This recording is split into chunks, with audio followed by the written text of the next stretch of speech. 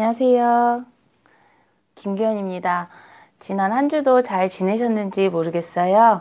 저는 지난 한 주 정말 많은 일이 있었던 일주일이었고, 특히 주말에 좀 제가 집에서 일들이 많이 있었어서, 역시 일하는 엄마는 집에서 있는 시간이 일터보다 더 빡세구나라는 생각을 하게 되었습니다. 지금 요즘 저희 집에서 되게 저희 아이들과 이제 저희 부부와 그리고 저희 온 가족이 가장 키워드가 되는 단어가 요즘은 커뮤니케이션이에요. 그래서 어떻게 하면 더 좋게 커뮤니케이션을 할 수 있을지. 특히 제가 요즘 들어서 아이들이 말을 너무 안 들어서 화를 많이 내고 좀 짜증을 많이 내는데, 이렇게 우리가 화와 짜증을 안 내고 어떻게 하면 얘기를 할 수 있을까에 대해서 저도 되게 많이 생각을 하고 있고, 또 아이들한테도 형제들, 자매들끼리 싸우지 말아라, 이렇게 여러 가지 얘기를 좀 하고 있습니다.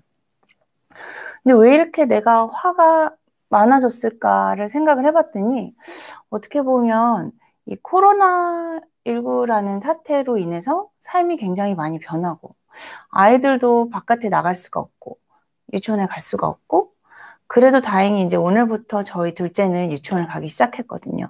뭔가 굉장히 삶의 제약이 많다는 게 모두한테 되게 스트레스가 되는 것 같습니다. 양념게장 쿠프님 안녕하세요. 워터멜론님 안녕하세요. 보글보글 금분신 양냉컨 마리님 모두 안녕하세요. 되게 제가 처음 뵙는 분들도 많이 들어오신 것 같아서 반갑습니다. 오늘은 제가 저의 요즘 되게 핫한 이슈 중에 하나가, 제 삶의 핫 이슈 중에 하나가 코로나거든요. 그래서 늘 논문을 새로 찾아보고, 또 이제 주변에서 저한테 얘기도 또 많이 하고, 또 새로운 자료들을 저한테 주기도 하고 하셔서 제가 공부를 하는 내용들을 좀 같이 중간중간 나누고 있어요. KBC님 코로나 관련 질문을 다 주셔도 되는데 제가 100%다 대답을 드릴 수 있을지는 모르겠습니다. 그래서 제가 아는 한에서는 대답을 해드리지만, 만약에 오늘 질문이 다 되지 못한다면, 제가 지금 오늘 준비한 내용은 실은 여태까지 여러분들께서 많이 코로나에 대해서 코멘트 주셨던 부분들과 제가 최근에 주변에서 질문 받았던 내용들을 조금 합쳐서 준비를 했고요. 다음 편에는 제가 뒤에서도 다시 말씀드리겠지만, 코로나 백신에 대해서 이제 코로나 백신이 어떤 개념으로 만드는 건지, 어떻게 보면 조금 전문적인 내용일 수도 있겠지만, 그런 부분들에 대해서 저희 인턴 선생님이 한번 발표를 한 적이 있었어요. 그래서 그 선생님이랑 같이 공부한 내용을 제가 그 선생님의 허락을 받고 가지고 왔어서요.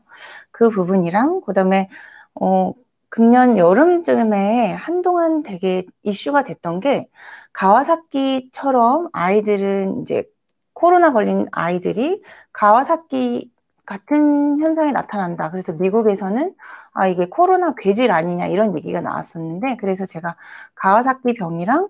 가와사키랑 뭔가 비슷한데 무슨 다기관 염증 증후군에 대해서, 그래서 그 부분들에 대해서 제가 같이 다음 주에는 준비를 해서 다시 설명을 드리도록 할 테니까요.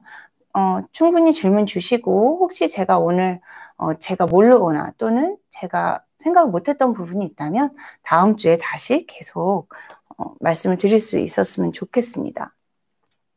이전에 뭐 RNA 바이러스, DNA 바이러스 말씀을 주셨었어요. 그래서 코로나 바이러스는 어떠냐에 대해서 이제 먼저 말씀을 드릴게요. 오늘은 예쁜 노란색 손가락이 여기에 없는 관계로 이게 잘 보이실런지 모르겠는데요. 코로나 바이러스는 제가 이전에도 말씀을 드렸다시피, 코로나란 뜻은 이제 태양, 그래서 보시면은 이렇게 태양처럼 겉에가 뾰족뾰족 또는 왕관처럼 그런 모양을 가지고 있지요. 그래서 제가 재미난 기사를 봤는데, 그렇다면 미국에서는 코로나 맥주가 코로나19 사태 이후로 사람들이 안 먹었을까? 그래서 한동안 되게 재밌는 광고가, 코로나 맥주가 되게 이렇게 따돌림을 당하는 그런 광고들도 나왔었는데, 재미난 거는 미국에서 코로나 맥주의 판매량이 감소하지 않았다고 합니다. 그래서 코로나 바이러스는 이런 모양을 전자현미경을 보시면 왕관 또는 이렇게 태양 모양으로 이렇게 겉에가 뾰족뾰족하고요. 이거를 다시 이제 구조를 살펴보면 이렇게 스파이크 단백질이라고 해서 겉에 단백질과 지질막으로 된 껍데기가 있고요. 코로나 바이러스는 이 안쪽에 이제 유전자 정보를 가지고 있는 RNA가 있습니다. 근데 제가 여기 보니까 싱글 스트랜드라고 해서 이제 이 뭐라 그러죠? 이 서열 줄이 한 줄짜리가 이제 코로나 바이러스는 가지고 있다고 얘기를 하고 있어요. 근데 제가 뒤에서도 사진을 보여드리겠지만 이렇게 꼬불꼬불하게 실타래처럼 이렇게 꼬불꼬불하게 용수철처럼 말아서 안에 집어넣고 있습니다. 그래서 이게 뭐지? 라고 이제 저희가 다시 살펴보게 된 거죠. 어쨌든 이제 코로나 바이러스라고 하면은 여태까지 코로나 바이러스가 굉장히 많이 유행을 하고 있었습니다. 그러니까 코비드 19보다는 훨씬 더 약한, 그러니까 감기를 일으키는 코로나 바이러스가 늘 유행을 했었고요. 2015년, 6년도 겨울에는 코로나 바이러스 자체만으로도 어린 아이들한테, 영유아 아이들한테 그냥 감기가 아니라 폐렴, 그 다음에 저희가 하기도 염증이라고 얘기를 하는 폐렴이라든지 모세기관지염으로 입원까지 해야 되는 케이스가 굉장히 많았습니다. 그래서 제가 그거를 가지고 YMJ라고 연세 메디칼 저널에 논문을 낸 적이 있는데 코로나 바이러스가 상기도 감염을 일으키는 것만이 아니라 하기도 감염도 일으킨다라고 제가 논문을 쓴 적이 있는데 그거를 일으킨다고 알려져 있는 게 여기 보시면 229E NL63 이건 A에 속한 거고요. A 그룹, 알파 그룹. 그 다음에 여기 보시면 또 홍콩 HKU-1 그리고 하나 더 있는데 제 눈에 여기 있네요. OC43 해서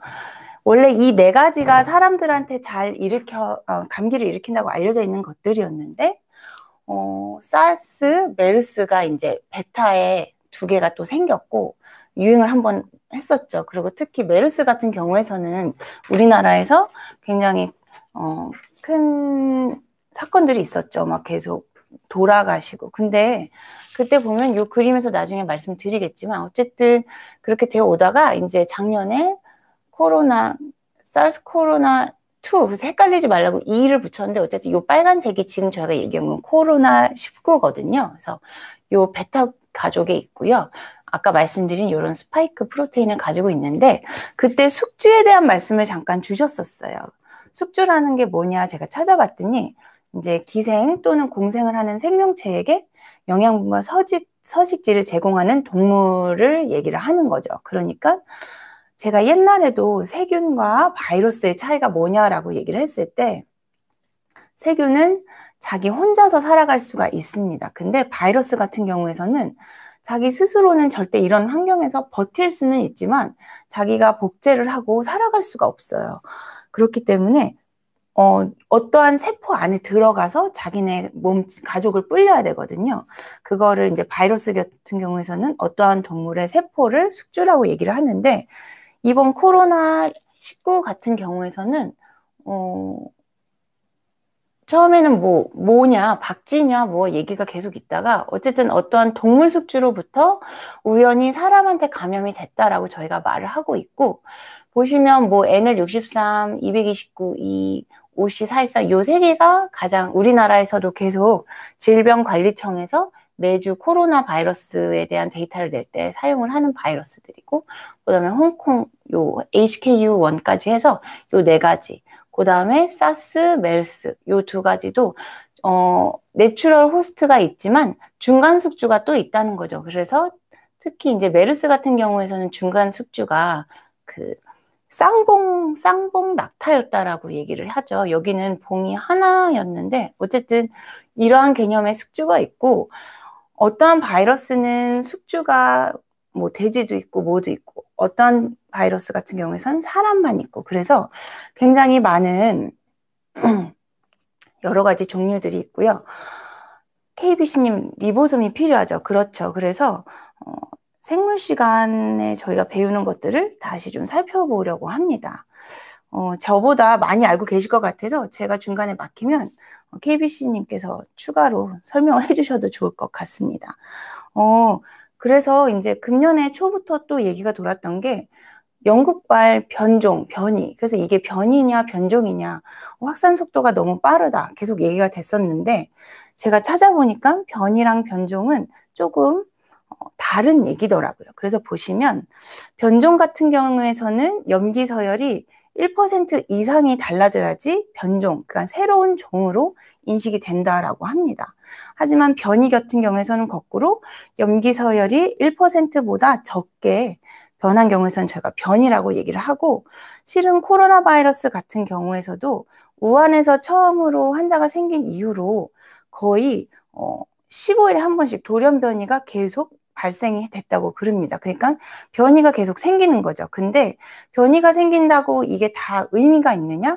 항상 그런 건 아닙니다. 왜냐하면 우리가 모든 유전자 염기 서열이 유전자 단백질을 다 만들고 우리 몸에 반드시 필요한 정보만 있는 게 아니라 중간중간에 의미가 없고 그러한 부분들이 있을 수가 있기 때문에 의미 없는 부분들에서 염기 서열이 바뀐다고 해서 이게 겉으로 표현이 되지 않거든요. 그래서 변이가 일어나더라도 이게 의미가 있다 없다를 우리가 얘기를 하기에는 굉장히 많은 데이터가 필요하다라고 얘기를 하는 거죠. 그래서 이제껏 스파이크 부분, 그래서 스파이크가 굉장히 중요하다고 얘기를 하는 게 우리 몸의 뭐 기관지 세포라든지 이런 데에서 ACE2라는 이제 이렇게 수용체가 있는데 그 단백질에 이 스파이크가 쏙 결합을 해서 그 안에 있는 RNA가 우리 몸 안으로 들어와서 우리 몸 세포 안에서 이제 RNA가 계속 복제를 한다라고 알려져 있어서 이 스파이크와 단백질 이 얘기가 계속해서 나오고 있는 것 같아요. 그래서 스파이크 부분에도 벌써 돌연 변이가 이렇게 많이 있지만 이거 자체가 그렇게 큰 의미가 없을 수도 있다라고 지금은 얘기를 아직까지는 하고 있습니다. 그래서 이 바이러스가 변종, 새로운 코비드 19 바이러스가 아니라 아직은 같은 종류로 보고 약간의 변이만 있다라고 보고 있는 거죠. 그래서 아까 말씀 주셨던 대로 결국 우리 몸에 여기 이렇게 동그란 핵이 있잖아요. 우리 몸의 세포 안에 핵이 있는데 이 핵 안에는 저희가 이제 맨날 유전자 검사할 때 얘기가 나오는 염색체 검사를 할 때 하는 이 염색체가 있죠. 그래서 저희 생물 시간에 배우잖아요. 23개, 23개, 엄마한테 23개, 아빠한테 23개 받아서 이게 결국 우리 몸에 23쌍이 있는 거고, 상동 염색체가 22쌍, 그 다음에 성염색체가 한 쌍이 있어서 X면 여자고 XY면 남자다. 이렇게 얘기를 하고 있잖아요. 요 염색체가 일단은 저희가 이 염색체 자체가 뭐 어디에 무슨 문제가 있으면 무슨 유전병이 일어난다 이렇게 얘기를 하고 있는데 이 염색체를 다시 잘 들여다봤더니 실은 이 DNA라는 긴 실타래를 히스톤이라는 이 동그란 단백질에 똘똘똘똘 말아서, 왜냐하면 너무너무 길기 때문에 이 자체로 그냥 핵에 넣으면 다 안 들어가는 거죠. 그래서 이 DNA를 이렇게 똘똘똘똘 감아서 23 실타래로 쌍의 실타래로 만들어서 핵 안에 집어넣고 있었던 거죠. 그래서 이 DNA는 이제 이중 사슬 구조고 이거를 가지고 노벨상도 받았었잖아요. 캠핑하는 남자님 감사합니다. 저도 캐마남님의 팬이 되고 싶습니다. 그래서 DNA 같은 경우에서는 이중 나선 구조를 가지고 있고, 이제 핵 염기가 뭐 시토신, 구아닌, 아데닌, 티민 이 4가지 종류가 있는데, 시토신은 구아닌이랑 짝꿍을 이루고 아데닌은 티민이랑 짝꿍을 이룬다. 뭐 이중결합, 삼중결합. 그래서 생물 시간에 배웠던 것 같아요. 근데 뭐 그렇게까지 제가 여기서는 말씀을 드리기가 제 지식이 다시 너무 얕은 것 같고요. 어쨌든 이렇게 DNA가 돼 있고, RNA 같은 경우에서는 이제 이 DNA 중에서 우리가 진짜로 단백질을 합성하는 과정에서 핵 염기 서열 일부가 이제 RNA로 전사가 되는 거죠. 그래서 그걸 가지고 나중에 다시 단백질을 만들게 되는데요. 여기서는 염기가 4가지 중에서 시토닌, 구아닌, 아데닌, 티민이 DNA였다면 RNA 같은 경우에서는 시토닌, 구아닌, 아데닌, 그리고 티민 대신에 우라실 이렇게 돼 있다고 해요. 우리는 DNA를 가지고 있고 DNA 중에서 필요한 부분이 RNA, 그 다음에 거기서 다시 단백질 이렇게 만들지만 일부 바이러스 같은 경우에서는 DNA가 없이 RNA만 가지고 있고 특히 아까 제가 싱글 스트랜드 하나의 그 나선이라고 얘기를 한 이유는 두 개의 DNA처럼 두 개의 꼬여있는 이중 RNA도 있기 때문이죠. 그래서 B형 간염 바이러스 같은 경우에서는 이중 나선 RNA를 가지고 있고 그 다음에 지금 저희가 얘기하고 있는 오늘의 주제인 코비드 19 같은 경우에서는 한 가닥의 RNA를 유전자 정보로 가지고 있습니다. 그래서 아까 KBC님께서 말씀을 주셨지만 어쨌든 이 과정 중에서 리보점이 굉장히 중요한 역할을 하고 있는 거죠. 어쨌든 유전자가 발현이 돼서 결과적으로 단백질이 만들어지는데 이 RNA 중에 몇 가지가 변하면 단백질이 다른 다른 모양이 나올 수가 있다는 거죠. 그래서 지금 많은 사람들이 혹시나 해서 걱정을 하는 거는 이 스파이크 단백질의 일부가 단백질이 모양이 바뀐다면 혹시 우리가 만든 백신이 지금 어쨌든 사용을 시작을 했잖아요. 말도 많고 탈도 많지만 이 백신이 과연 지금 이 바이러스에 효과를 줄 수 있겠냐 이런 거에 대해서 이제 저희가 얘기를 하게 된다는 거죠. 그래서 영국발 변이에 대해서 제가 논문을 검색을 했는데 아직까지는 제대로 된 논문이 없어요. 왜냐하면 12월 말 1월 초에 발표가 됐기 때문에 이러한 견해가 있다라는 논문에 이렇게 짧은 레터 형식으로 몇 가지 아티클들이 있기는 하지만 어쨌든 제가 보니까 총 17개의 돌연 변이 또는 변화가 있다고 그래요. 코비드 19의 RNA는 3만 개 정도 돼 있대요. 그래서 3만 개 정도가 있는데 이 중에서 17개가 변화가 됐기 때문에 변종이 아닌 변이인 거고요. 아까 말씀드린 대로 스파이크 단백질의 다중 돌연 변이가 특징이기 때문에 지금 쓰고 있는 백신이 안 들을 수도 있다라는 우려를 하는 사람들이 있다는 거죠. 뭐 이렇게 숙주세포 결합 부위인 뭐 501번째 아미노산이 뭐 변했고 이것 때문에 감염력이 더 높아지고 더 잘 펴진다 이렇게 얘기를 하고 있는데요. 이러한 여러 가지 결실들도 있고 그래서 이러한 부분들에 어쨌든 변화가 있다라고 전문적으로는 얘기를 하고 있습니다. 일반적으로 근데 다행인 것은 일반적으로 코비드 19도 그렇다는 거는 아직까지는 잘 모르지만 바이러스에서 변이가 일어났을 때 분명히 감염력은 높아진다고 그럽니다. 감염력이 높아진다는 거는 남한테 더 잘 퍼뜨리게 된다는 거죠. 하지만 그래도 다행인 것은 치명률, 이게 걸려서 아프고 안 좋아지는 케이스, 그 빈도는 오히려 더 낮아지는 경향이 일반적인 경향이라고 하니까 영국발 변이에 대해서도 이러한 기대를 많은 학자들이 하고 계신 거죠. 그래서 말씀드린 대로 어쨌든 전파 속도는 70% 이상 빨라졌다라고 얘기를 하고 있고 감염 재생산 지수가 1.1에서 1.5로 늘었다 뭐 이런 얘기도 있어요.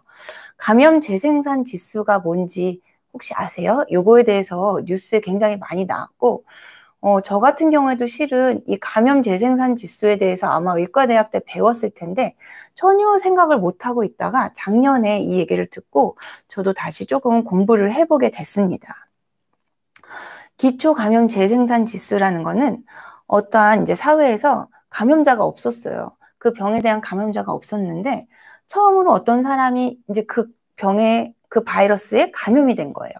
1번이라는 사람이 감염이 됐을 때 그 사람이 평균적으로 자기가 어쨌든 치료가 되거나 그 병으로 사망을 하거나 그 과정에서 평균적으로 감염시킬 수 있는 2차 감염자의 수다라고 얘기를 하고 있어요. 그러니까 예를 들어서 기초 감염 재생산 지수가 1이다라고 하면은 나는 한 명한테 옮길 수 있는 거예요. 그러면 그 한 명은 또 다른 한 명한테 옮길 수 있겠죠. 그렇기 때문에 이 숫자가 1보다 크면 감염자가 굉장히 많아지는 거예요. 예를 들면은 감염 재생산 지수가 2이면 나는 2명을 감염시키고 이 2명은 각자 2명씩을 또 감염시키고 그러니까 내가 2명을 만들면 그 2명이 총 4명을 만들고 8명을 만들고 이런 식으로 계속 퍼지기 때문에 1보다 큰 경우에서는 감염자가 계속 많아지고 또한 그 숫자가 클수록 더 전파되는 속도가 더 빠르다는 거죠. 예를 들면 2보다는 3이 더 많다는 거고요. 만약에 1보다 작으면 내가 한 명도 채 감염을 시키지 않기 때문에 이제 그때부터는 확산이 감소되는 추세다라고 얘기를 할 수가 있다라고 합니다. 근데 이 감염 재생산 지수는 어떠한 딱 수치로 예를 들면은 뭐 단백질은 뭐 태우면 4kcal다, g당 뭐 이런 식으로 딱 정해져 있는 숫자가 아니라 여러 가지 환경에 따라서 이 값이 계속 바뀐다고 그래요. 그래서 인구 밀도가 어떤지, 뭐 우리나라 특히 서울 같은 지역은 인구 밀도가 굉장히 높을 거고, 뭐 외국 캐나다의 어떠한 굉장히 변두리 같은 경우에서는 뉴질랜드 이런 곳에서는 굉장히 인구 밀도가 낮기 때문에 어떻게 보면 한 명이 있어도 그 한 명이 퍼뜨릴 수 있는 사람을 만나기가 힘든 거잖아요. 그러한 부분들도 있을 거고, 사회 조직이 어떤 특성을 가지고 있느냐, 그리고 특히 계절, 그래서 우리나라 같은 경우에서도 여름철에는 물론 뭐 여러 의료진 분들께서 너무 애써주셨고 국민들께서 너무 잘 협조를 해주셔서 잘 조절이 된 부분들도 있었지만, 어떻게 보면 제가 이전 편에서도 지난번 16편에서도 말씀을 드렸지만 바이러스는 자기가 좋아하는, 자기가 우선하는 계절이 있다는 얘기를 했었잖아요. 그래서 그런 것처럼 계절성, 그래서 코로나 바이러스 같은 경우에서는 겨울철을 더 좋아하는 거예요. 그래서 이러한 부분들도 또 영향을 주고, 면역력이 어떠한 집단에서 더 퍼지느냐, 이러한 부분들, 그리고 또 이것에 대한 내가 항체가 있는 집단이냐, 그거에 백신을 맞는 집단이냐, 이러한 부분들, 그리고 어떤 지역이냐, 뭐 우리나라 안에서도 어떤 지역이냐, 이러한 여러 가지 요소들이 다 포함이 돼서 어떠한 범위의 숫자를 가지게 됩니다. 그래서 이거는 IBS라는 곳에서 제가 가져온 데이터인데요. 코비드 19 같은 경우에서는 R0 값이 2.0에서 2.5라고 얘기를 하고 있고, 메르스 같은 경우에서는 0.3에서 0.8, 그래서 굉장히 낮죠. 하지만 지금 코비드 19보다는 조금 더 심하게 증상이 많이 심했었죠. 그리고 사르스 같은 경우에서는 3이에요. 그래서 지금 코로나 19랑 비슷하거나 조금 낮은 정도의 R0 값을 가지고 있다라고 말씀을 드릴 수가 있습니다.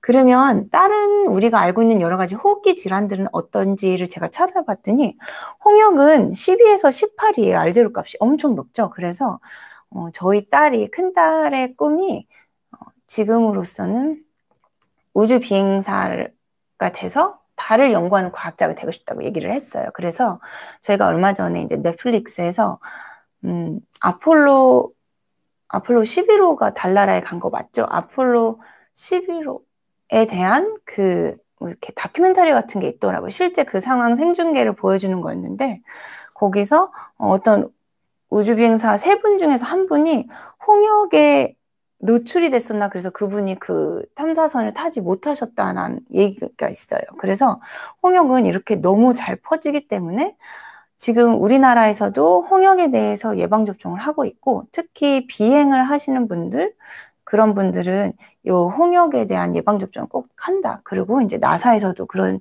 얘기를 들어서 제가 요거랑 연관이 좀 됐었습니다. 그리고 저희가 보고 있는 뭐 100일에, 그래서 제가 이전에 100일에 백신에 대해서도 이제 파상풍 주사를 맞을 때 100일에가 들어있는 T뎁을 맞으셔야 됩니다라고 말씀을 드린 적이 있는데, 요것도 보시면은 R0 값이 5.5예요. 그래서 지금 코비드 19보다 훨씬 높습니다. 그래서 제가 나중에 준비를 하고 있기는 한데, 혹시나 10년 안에 내가 파상풍 추가 접종을 맞은 기억이 없다 하시는 분들은 내일 꼭 가셔서 주사를 맞으시면 도움이 되실 것 같아요. 특히 솔직히 말씀드리면 지금은 감염병이 거의 없어요. 근데 그래도 기억나신 김에 맞아주시면 10년 동안은 그래도 이제 걱정을 안 하셔도 되니까요. 근데 혹시 이제 아기를 보시는 분들, 그래서 이제 이모님 하시는 분들, 그 다음에 내가 손주가 있다? 아니면 좀 있으면 손주가 태어난다, 조카가 태어난다, 조카 맨날 볼 거다 하시는 분들, 그리고 유치원 선생님, 어린이집 선생님들은 꼭 이 T뎁을 맞으셔야 된다는 거 기억을 해주셨으면 좋겠고요. 신생아가 태어나기 2주 전까지 늦어도 맞으실 거를 꼭 권유를 드려서 저는 주변에 누가 임신을 하면은 어차피 임산부는 맞거든요. 남편도 맞추고 양가 부모님들도 다 맞추세요라고 말씀을 드리고 있습니다. 그래서 어쨌든 이렇게 알제로 값이 된다는 것, 그리고 인플루엔자, 계절 독감 같은 경우에서도 1919년 이제 범유행을 했었던 것까지 포함을 해서 알제로 값이 2에서 3 정도다. 그러니까 지금 코로나19랑 비슷한 정도라고 생각을 하시면 되고요. 우리나라 논문인데요. 우리나라에서 이제 국내 코로나 바이러스 감염증 19의 감염 재생산 지수를 추정을 한 논문이 나왔어요. 그래서 제가 요거를 읽어봤는데 되게 어렵더라고요. 이거를 어떻게 계산을 하고 뭐 어느 시기부터 어떻게 계산을 하면 어떻게 되고 되게 내용이 너무 길고 어려워서 저는 논문이 어려운 경우에서는 이제 결론과 이제 컨클루전 뭐 이렇게 디스커션 이 부분만 읽거든요. 거기 보니까 3.1 정도. 그래서 이거는 5월 달에 이제 확 어린이날 그 긴 연휴 기간에 한번 퍼진 적이 있었잖아요. 그때를 포함한 숫자인데 어쨌든 3.1 정도고 3에서 3.2 정도 수준이었다. 우리나라는 이렇게 발표를 한 데이터가 있습니다. 그래서 아마 가을철에 정말 몇십 명 안 나왔을 때는 알제로 값이 1.5, 뭐 1대까지 떨어졌던 기사를 제가 본 적이 있는데 지금은 다시 좀 올라가 있어서 다시 내려가고 있는 추세라서 조금 기대를 해보셔도 좋을 것 같습니다. 그래서 이렇게 무서운 코로나 바이러스 남들한테 너무 잘 퍼뜨릴 수 있고 나도 언젠가는 걸릴 수가 있고 어떻게 보면 내가 증상이 없어서 그렇지 지나갔을 수도 있고 그래서 가끔 코로나 검사를 어떠한 이유 때문에 하게 되면 그분들이 늘 하시는 얘기가 있어요. 나 걸렸으면 어떡하지? 이런 생각을 하시는 분들이 가끔 있더라고요. 근데 저도 몇 개월 전에 이제 코로나 검사를 해야 되는 일이 있었는데 그때 저도 콩닥콩닥 하는 거예요. 내가 2월 말에 열나는 중국 환자를 봤었는데 뭐 누구를 만났었는데 누가 열이 났었는데 이런 식으로 되게 걱정이 되긴 하더라고요. 지금 치료제로는 딱히 이거다라고 얘기를 하고 있는 게 없고 신촌 세브란스 병원에서 이제 혈장 치료에 대해서 여러 가지 경험들을 쌓고 있는 중에 있고 이거저거 여러 약제들이 도움이 된다라고 얘기를 하고 있지만 딱 이걸 쓰세요라고 아직 나와 있는 약들이 없는 상황이고 어쨌든 우여곡절 끝에 백신은 나오고 있지만 백신의 효능 효과에 대해서는 아직 아무도 장담을 하지 못하고 이게 정말로 매년 계절 독감처럼 우리가 매년 맞아야 되느냐 아니면 이번 맞고 나서 계속 안 맞아도 되냐 이거에 대한 얘기도 아직 아무도 못하는 상황에서 가장 중요한 건 어쨌든 우리가 개인 위생, 개인 여러 가지 방역 수칙을 지키는 거잖아요. 거기서 얘기를 가장 많이 하고 있는 게 손을 잘 씻어라. 그래서 알코올 손 세정제가 요즘 어디를 가나 다 있는 것 같아요. 스프레이 타입으로 나오던 꾹 짜는 형태든 어쨌든 손을 계속 씻을 수 있도록 여기저기 손 세정제가 있는데 대부분 많은 대다수가 알코올이 들어 있습니다. 그래서 알코올 손 세정제가 안전한가요? 라는 얘기를 얼마 전에 하신 분이 계셨고 특히 우리나라 기사 중에서도 보셨겠지만 이 꼭 짜는 부분이 아이들 눈높이에 있어서 아이 눈에 튀어서 각막 손상이 됐다. 눈이 많이 다쳤다 이런 기사를 봤었고 저는 못 봤는데 제 주변에서 제가 오늘 이 얘기 할 거다라 그랬더니 어떤 아기가 그걸 먹고 뭐 되게 안 좋아졌다는데 뭐 이런 얘기를 들은 적도 있었어요. 그래서 알코올 손세정제에 대해서 조금 제가 찾아봤더니 마침 코로나 시대에 알코올 손세정제에 대한 연구가 있더라고요. 정량을 손에 바르는 건 문제가 되지 않는다고 합니다. 근데 알코올 손세정제를 보면은 시중에서 사용하고 있는 알코올의 종류가 너무 다양하고 농도가 너무 다양하고 그 다음에 한 번에 나오는 양도 너무 다양하기 때문에 딱 어떤 논문에서도 수치화돼서 뭐 몇 번 이상은 쓰지 마세요. 몇 번 이상 쓰면은 안 좋습니다. 이렇게 얘기가 되어 있는 게 없었는데요. 어쨌든 정량을 우리가 손에 발라서 씻는 것은 전혀 문제가 되지는 않습니다. 그리고 특히 요즘 보면은 아이들에게 되게 좀 친근하게 다가가기 위해서 색깔도 예쁘고 뭐 알갱이도 있고 향도 맛있고 그러한 것들이 있더라고요. 그래서 거기 뭐라고 써 있었냐면 실수로 할 거나 맛을 보는 정도, 한 번 먹는 거 정도는 아이들에게 문제가 되지는 않지만 이 아이의 나이가 몇 살이냐, 나이가 어릴수록 실은 알코올에 대한 독성 반응이 더 적은 농도에서도 예민하게 나타날 수 있다. 너무 당연한 얘기죠. 이렇게 얘기를 하고 있고, 뭐 심한 경우에서는 뭐 구토, 의식이 흐려지고 정말 극단적인 경우에서는 호흡 정지까지 있었던 케이스가 있다라고 얘기를 하고 있습니다.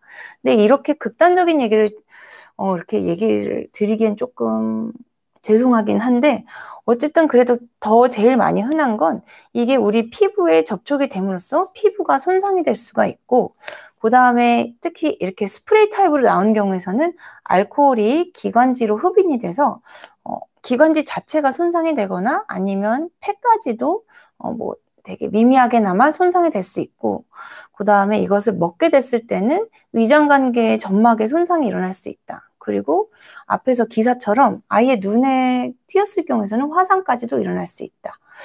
이런 얘기가 있습니다. 마리우님 정말 장갑을 빨아가면서 번갈아 쓰시는 거 정말 좋은 생각이신 것 같습니다. 왜냐하면 의료용 마스크에서도 저희가 이제 뭐 덴탈 마스크 이런 거에서도 바이러스가 묻으면 일주일까지 살 수 있다라고 얘기를 하고 있기 때문에 정말로 이제 이 손세정제에 대해서 저희가 조심할 뿐만 아니라 우리가 사용하고 있는 모든 것들에 대해서는 하루 이상 쓰지 않도록 되도록이면 하고 사람 많은 곳, 뭐 병원이나 그런 데 다녀오시면 마스크 새 걸로 바꾸시고 손 자주 씻고 장갑 새로 빠셔서 좋은 거 다시 쓰시고 그 다음에 그래서 그런지 뭐 에어드레서 이런 게 작년에 굉장히 많이 팔렸다 그러잖아요. 그래서 툭툭 잘 털어서 그 다음에 이제 소독제 같은 거 뿌려서 잘 놔두시면 이러한 옷들도 잘 관리를 해주시는 게 정말 좋은 것 같습니다. 알코올 세정제 거의 안 쓰신다는데 저도 자꾸 쓰니까 손이 되게 거칠어지더라고요. 사용이 우리가 증가를 할수록 근데 어떤 개인적인 어떠한 자극의 문제도 있지만 그러니까 피부가 예민해지기 때문에 새로운 폐렴을 일으키는 바이러스가 생길 수도 있다라고 얘기를 해요. 왜냐하면 우리 바이러스든 뭐 세균이든 그 표면을 자기네가 자리를 잡고 싶어 하기 때문에 결국 착한 애들이 없어지면 나쁜 애들이 그 자리를 차지할 수가 있는 거거든요. 특히 다른 안 좋은 바이러스로부터 우리 몸을 보호해주는 장벽이 손상이 될 수가 있고요. 손상되고 건조해진 피부가 바이러스가 침투해지기 더 쉽기 때문이죠. 그래서 되게 재밌는 논문을 하나 찾았는데 알코올 손세정제를 많이 쓸수록 노로바이러스 유행이 증가한다라는 논문이 한 두세 개 정도 있더라고요. 그래서 한 연구에서는 특히 노로바이러스 감염자는 감염되지 않은 사람에 비해서 손소독제를 6배 정도 더 사용하더라 이런 데이터까지 있었습니다. 이거는 물론 코로나 이전의 얘기고요. 그래서 제가 이거를 보면서 제가 지난주에 이제 노로바이러스에 대해서 겨울철 식중독 노로바이러스라는 주제를 다뤘었는데 그래서 아마 지금 노로바이러스가 다른 감염병들이 줄고 있는 상황에서 노로바이러스가 계속 조금 있는 게 이런 부분 영향도 있나 이런 생각을 좀 하게 되더라고요. 근데 뿐만이 아니라 항생제의 저항성이 생길 수 있다고 그래요. 그래서 반복적으로 우리가 손세정제를 사용을 했을 때 이건 바이러스 얘기가 아니고요. 세균들로 하여금 자기가 생존에 더 유리할 수 있게 이 사람이 이걸로 소독을 해도 내가 더 오래 살 수 있도록 변이를 일으킬 수가 있다는 거예요. 그래서 정말 변이라는 게 되게 가벼울 수도 있지만 진짜 무서운 결과까지도 일어날 수 있겠구나라고 생각을 했고 한 연구에서는 이콜라이나 슈도모나스 그래서 이제 굉장히 무서운 병원균인데 이 병원균들의 48% 각각 64%에서 시중에 나온 모든 세정제에 대해서 저항성을 갖고 있더라라고 연구한 논문도 심지어 있었어요. 그래서 어쨌든 우리는 바이러스로부터 나를 보호하기 위해서 알코올 손세정제를 쓰지만 결국에는 이게 미생물에까지 미칠 수가 있다. 그리고 에탄올 같은 경우에서는 수중 생태계에 영향을 줄 수도 있고 또 토양에 영향을 줘서 지하수도 오염이 될 수 있다. 이런 얘기들도 있었기 때문에 하루에 뭐 외출해서 몇 번 씻으시는 거야 크게 문제가 없겠지만, 저는 되도록이면 흐르는 물로 비누로 손을 씻을 수 있다면 굳이 알코올 세정제를 쓰지 않으셨으면 좋겠고, 알코올 손 세정제는 이제 뭐 사람이 너무 많은데 화장실을 갈 수 있는 상황이 아닌 경우에서 사용을 조금 제한해서 사용을 해주셨으면 좋겠다는 생각을 요거를 준비를 하면서 생각이 들었습니다. 제가 최근에 들은 질문이 있어요. MMR 예방주사가 코로나19를 예방하는데, 또는 코로나19에 뭐 이렇게 더 사람을 강하게 해준다는데 또 맞을까요? 심지어 어떤 환자분은 나는 폐구균에 폴리오, 그러니까 소아마비 주사, 그리고 파상풍 다 줘라, 이렇게 얘기를 하시더라고요.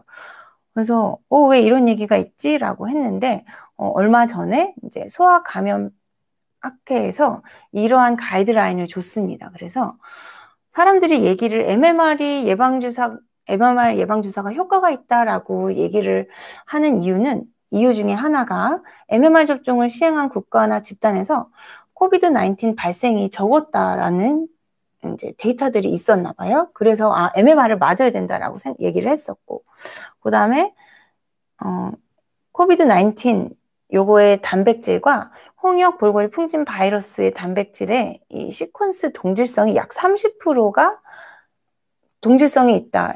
그렇기 때문에 30%가 비슷하기 때문에 이걸 맞으면 효과가 좀 있지 않을까, 이런 얘기도 있고, 또 이제 미국에서 한 연구를 봤더니 코비드-19을 앓고 회복이 된 사람들 중에서 과거에 홍역볼고리 풍진 접종을 받은 50명을 봐서 볼고리 항체를 봤더니 항체가가 높을수록 코비드-19의 중증도가 유의한 역상관관계, 그러니까 항체가 높을수록 중증도가 더 낮았다. 그래서 이거를 맞는 게 좋겠다라고 얘기를 하는 사람들이 있다라고 얘기를 하는데, MMR 접종을 시행한 국가나 집단에서 발생이 적었다라는 것은 여태까지 어떠한 데이터도 MMR 백신을 성인이나 고위험군에게 접종했을 때 예방 효과가 있다라고 발표한 논문이 없었습니다. 소아 같은 경우에서는 MMR뿐만이 아니라 이제 우리가 불주사라고 얘기를 하는 BCG, 그리고 우리나라에서는 지금 주사로 맞고 있지만 일부 나라에서는 소아마비 폴리오 바이러스에 대해서 접종을 먹는 약독화 생백신으로 하고 있거든요. 이러한 아이들이 맞는 약독화 생백신에 포함된 여러 가지 항원들은 우리 몸에서 굉장히 특이 면역을 반응을 유도를 해서 특히 이제 선천 면역을 활성화시킨다고 그래요. 그래서 어떻게 보면 소아가 잘 걸리지도 않고 임상 경과도 약하고 결과도 좋은 이유가, 아마 선천 면역이 더 여러 가지 예방 접종으로 인해서 더 발달이 됐고, 그래서 이거를 또 일부에서는 이뮨 트레이닝이라고 얘기를 하거든요. 훈련을 시킨다는 뜻이죠. 그렇기 때문에 소아가 더 효과가 있다라고 얘기를 하는 학자들도 있는데, 이러한 측면에서 봤을 때는 뭐 가능성이 없다라고 말할 수는 없지만, 성인이 이것을 맞았을 때 아이들에게서 같은 반응을 주겠느냐? 이거에 대해서는 데이터도 없고 그렇지 않다는 거죠. 그 다음에 시퀀스 동질성이 30%가 있다? 거꾸로 얘기하면 나머지 70%는 다르다는 거예요. 그렇기 때문에 오히려 유사성이 낮다라고 생각을 하시는 게 좋다라고 얘기를 하고 있고, 이제 코비드-19 항체 중증도랑 이제 볼고리 항체의 역과랑 이제 반대 음의 상관관계가 있다라고 얘기를 했지만, 이거는 그냥 그런 현상이 나타났다는 것 뿐이지 이게 인과관계가 아니라는 거죠. 항체가 높았기 때문에 경증이다라고 해석을 할 수가 없기 때문에, 이 여러 가지 이유로 절대 MMR 또는 뭐 소아마비 주사 또는 뭐 다른 주사들로 BCG 이런 걸 맞아서 효과를 보겠다라는 것은 아직은 아무도 추천하지 않는다라는 겁니다. MMR은 안전하지만 홍역볼고리 풍진을 위해서 개발이 됐고, 아이들을 위해서 이미 면역이 있는 성인들은 안 맞으실 것을 강력하게 추천을 드립니다. 그렇다면 코로나 백신 접종 현황은 어떨까요? 지금 요거는 KBS 뉴스에서 나온 것을 제가 이제 가지고 온 건데, 1월 3일 기준으로는 이제 이렇게 여러 나라들에서 이제 접종을 하고 있고, 제가 미국의, 지인들 중에서도 두 분이 맞았어요. 그 중에서 한 분은 모더나 걸 맞았고, 또 한 분은 뭘 맞았는지는 모르겠는데, 제가 걱정했던, 그리고 뉴스에서 계속 나오던 그런 뭐, 불이 나는 것 같다, 너무 힘들다, 이러한 부작용들은 다행히도 없었습니다. 그래서, 물론 거기서 지금 맞는 거랑 우리나라에 들어올 것도 다르고 해서 제가 우리나라에 뭐가 어떻게 될지는 모르지만 지금 시판되고 있는 코로나 백신들에 대해서, 인 선생님이 같이 공부했던 내용을 다음 주에 제가 말씀을 드리고자 합니다. 그래서 우리 아이들에 대한 이야기까지, 그리고 제가 아까 말씀드린 가와사키병이랑 그 다음에 다기관 염증 증후군까지 해서 이러한 부분은 다음 주에 제가 다시 업데이트를 드리도록 하겠습니다. 캠핑하는 남자님께서 스파이크 단백질의 변형에 영향이 미치지 않는지. 네, 맞습니다. 그래서 스파이크 단백질이 분명히 단백질이 조금은 변형이 됐겠죠. 하지만 이게 변형이 됐다고 해서 어떠한 뭐 치명도에 더 위험이 있다든지 이러한 부분은 아직은 모르고, 다만 70% 정도 더 확산이 더 빨라졌다라는 얘기는 지금 하고 있습니다. KBC님께서 안경도 마스크처럼 감염률을 낮춘다는데, 어떻게 보면 눈에 있는 점막을 통해서도 바이러스가 침투가 될 수 있기 때문에 저희가 이제 코로나 검사하시는 분들, 그다음에 병상 보시는 여러 의료진 뉴스를 보시면 모든 실드를 쳐 있는 것을 보실 수가 있거든요. 그래서 저 같은 경우에서도 코로나 무증상인데 이제 외국을 나가야 돼서 코로나 검사를 하시는 분들 검사를 할 때 저도 앞에 실드를 다 칩니다. 왜냐하면 눈 같은 데 휜 경우에서도 감염이 될 수가 있다라고 얘기를 하기 때문에 안경처럼 마스크도 당연히 감염률을 낮추고 있고요. 그래서 저도 진료 볼 때는 안경을 쓰고 보는 편입니다. 옥수동 꼬미남님, 지금 개발한 코로나 백신 이야기가 많은데 꼭 접종해야겠지요? 저도 이것에 대해서는 솔직히 자신이 없습니다. 그래서 이제 우리나라 같은 경우에서도 백신이 들어오면 의료진 먼저 맞는다, 큰 병원 의료진 먼저 맞출 거다라고 얘기를 하는데, 저도 저희 할머니가 92세세요. 근데 고령자 우선이다 그러면 저희 할머니 보고 맞으시라라고 말씀을 드릴 수가 있겠는가? 왜냐하면 지금 뭐 산부인과 의사가 맞은 지 3일 만에 뭐 뇌혈관이 터져서 돌아가셨는데, 그분 검사를 했더니 혈소판 수치가 0이라고 하더라고요. 혈소판이라는 거는 아시다시피 우리 몸에서 이제 혈액 응고를 담당하고 있는 세포인데 그 수치가 0에 가까워졌다라고 말을 하는 걸 보면 이게 과연 코로나 백신 때문인가?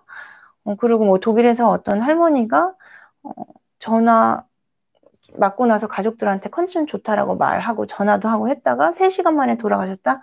별별 뉴스가 있는데 우리 이번에 독감 접종만 해도 정말 이슈가 많았잖아요. 근데 코로나 접종에 대해서는 이슈도 정말 많고 이것에 대해서 어떻게 우리가 얘기를 할 수 있겠느냐. 그래서 개인적으로는 저는 모르겠어요. 맞으라고 그러면 맞을 자신은 없지만 언젠가는 맞아야 되고, 이것을 강제성이 있다면 당연히 맞을 수밖에 없을 거고, 그래서 이런 얘기도 해요. 앞으로 외국에 나가거나 할 때는 코로나 주사를 맞아서 그 증서가 있어야지 외국 여행을 갈 수 있지 않을까? 이런 얘기도 하고, 실제로 이제 저희 병원에서도 외국 분들이 나 우리나라에서 예방주사 맞았으니까 나는 어떻게 해달라, 이런 얘기를 하시는 분들, 그 다음에 이제 미팔군에서 근무하시는 분들이 저희 병원에 많이 오시기 때문에 지금 그분 맞으신 분을 저는 개인적으로 뵙지는 못했는데 이제 제 친구 같이 일하는 동료들 환자분들께서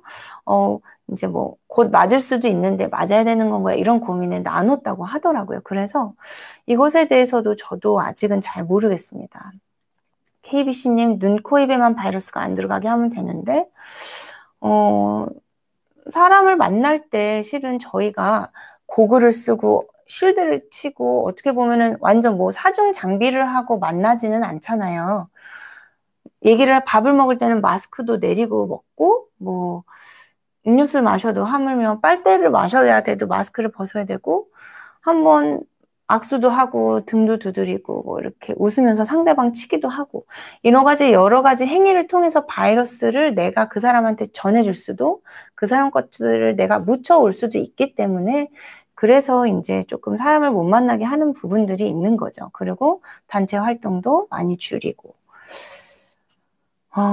제올라이트 세정제 제올라이트가 제가 뭔지 몰라서 제올라이트에 대해서 한번 제가 다음 주에 공부해서 다시 잠깐 말씀을 드리도록 하겠습니다.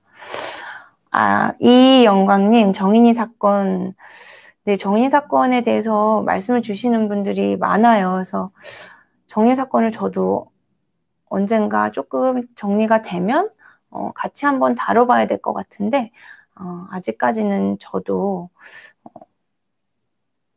어떻게 말씀을 드려야 될지 잘 모르겠습니다. 근데 소아과 의사로서 이 아이가 학대를 받았고 또 그 학대를 여러 사람들이 놓쳤다는 것, 그리고 구멍을 통해서 빠져나갔다는 게 의사가 아니라 하나의 어른으로서 조금 안타깝고 어떻게 보면은 제가 지난주에도 말씀을 드렸지만 어떠한 아동 학대를 했을 때 이 법을 무섭게 해서 무서워서 아이를 못 때리게 하는 것도 어떻게 보면 중요하지만 그거보다는 아이들이 학대를 받지 않을 수 있는 어떠한 환경을 먼저 조성해 주는 것. 그래서 예를 들면 아이가 학대가 의심이 되면 정말로 이 아이를 제대로 된 기관에 잠깐 부모와 떨어뜨려 놓는다든지 아니면 뭐 여러 가지 입양 과정에 있어서 진짜로 검증을 확실하게 해야 된다는 거죠. 그래서 미국 같은 경우에서는 정신과 병력이 하나라도 있으면 정신과 치료를 받은 적이 한 번이라도 있으면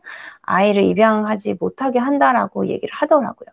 정신과 치료를 받은 것 자체가 문제는 아니지만 그 질환이 어떠한 질환이냐에 따라서 이게 나중에 아이에게 어떠한 영향을 줄 수도 있다는 측면에 대해서는 어떻게 보면 내 아이도 아닌 남의 아이를 키우는 거에 대한 것은 가슴으로 낳은 아이라 그러잖아요. 그렇기 때문에 이 부분에 대해서도 조금 우리가 여러 가지 다른 제조들을 같이 좀 고민해 보는 게 더 현실적이라고 생각을 합니다. 이대진님, 락티움이 수면 효과가 있나요? 제가 수면에 대해서는 제가 소아과이기 때문에 많이 고민을 해본 적이 없어서 락티움과 수면 효과에 대해서도 한번 찾아서 다음 주에 말씀을 드리도록 하겠습니다. 옥수동 꽃미남님, 옥수동 가면 뵐 수 있나요? 엄청 꽃미남이신가 봐요. 제 딸이 6학년인데 파상풍 자궁경부암 백신 간 김에 한 번에 다 맞으셔도 됩니다. 파상풍 백신 같은 경우에서는 이제 사백신이고요. 자궁경부암 백신도 사백신이기 때문에 두 가지를 동시에 맞으시는 거 전혀 문제가 되지 않으시고요. 자궁경부암도 종류가 나라에서 해주는 게 두 가지잖아요.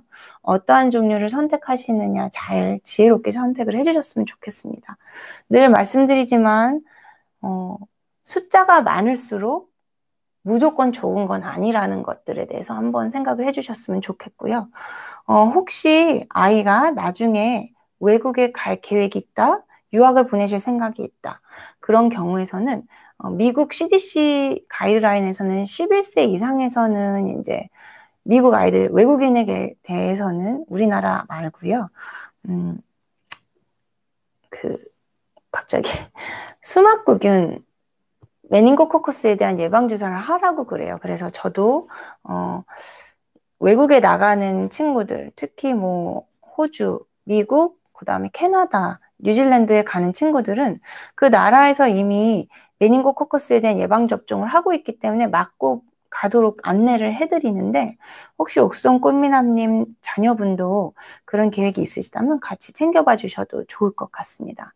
마리오아님, 꽃미남님 뵙고 싶죠. 다음 주에는 혹시 얼굴을 좀 같이 비춰주셨으면 좋을 것 같은데요.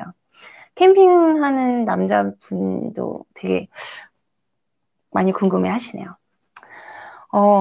마리님 한 대도 안 맞고 혼나본 적이 말씀 굉장히 잘 들으셨나 봐요. 저는 요즘 저희 딸아이한테 너무 미안한 게 엄청 화를 좀 많이 내서 그 부분이 조금 미안하더라고요. 그래서 조금 더 좋은 엄마가 되기 위해서 화를 다스리는 방법을 연구를 하고 있습니다. 어, 굉장히 내용이 길어서 그런지 재미없어서 그런지 오늘은 어떠셨는지 잘 모르겠습니다. 여태까지 많은 질문을 주셨던 걸 베이스로 제가 준비를 했기 때문에 충분한 대답이 되어 드렸었으면 정말 감사하고요. 제가 이제 제올라이트라든지 락티움에 대해서는 다음 주에 같이 준비를 해서 오도록 하겠습니다. 제가 다음 주에 준비한 내용 한 번 더 말씀드릴게요. 코로나 백신 정리해 드릴 거고요. 우리 아이들에 대한 데이터, 근데 나오는 데이터마다 다 똑같아요. 어쨌든 아이들은 약하게 걸린다. 하지만 이 데이터 다시 한번 정리를 해드릴 거고요. 그 다음에 가와사키병 그리고 다기관염증 증후군까지 코로나 바이러스 아이들의 후유증이라고 그러잖아요. 후유증? 뭐 그러한 부분들까지도 같이 조금 아주 간단하게 리뷰를 하는 시간을 갖도록 하겠습니다. 다음 주에는 제가 변신을 좀 하려고 그래요. 저를 못 알아보시면 안 되고요. 일주일 동안 또 평안한 일주일 보내시기 바랍니다. 벌써 코로나 확진자가 많이 감소하고 있는데 이 데이터가 정말이기를 바랍니다. 여러분들께서 정말 슬기로운 집콕 생활을 해주셔서 이렇게 내려간 것 같고요. 앞으로 더 잘 조절이 돼서 다시 새로운 즐거운 생활로 일상으로 돌아갈 수 있는 그날이 오기를 바랍니다. 긴 시간 함께 해주셔서 감사드리고요. 저는 다음 주에 뵙도록 하겠습니다. 안녕히 계세요.